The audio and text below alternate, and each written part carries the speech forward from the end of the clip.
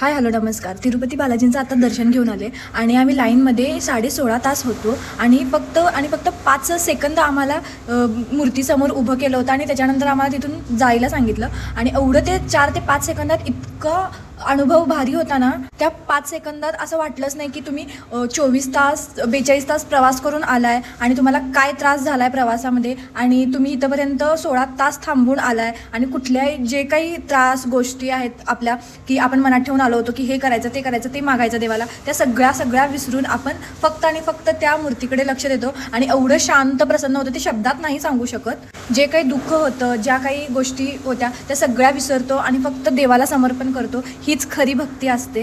देवाला पैसे आणि कुठल्या गोष्टी देणं हे खूप इम्पॉर्टंट असतं की आपला समर्पण देणं. दर्शनानंतर आम्ही गेलो होतो महाप्रसादाला आणि जेवण इतकं सुंदर होतं, इतकं टेस्टी होतं की आम्ही तसं जेवण कधीच जेवलं होतं आणि मन भरलं, पोट भरलं, एवढं छान वाटत होतं. केळीच्या पानावर सुंदर प्रकारे वाढलं होतं आणि जेवण आणि टेस्ट सगळं A1 क्वालिटीचं होतं.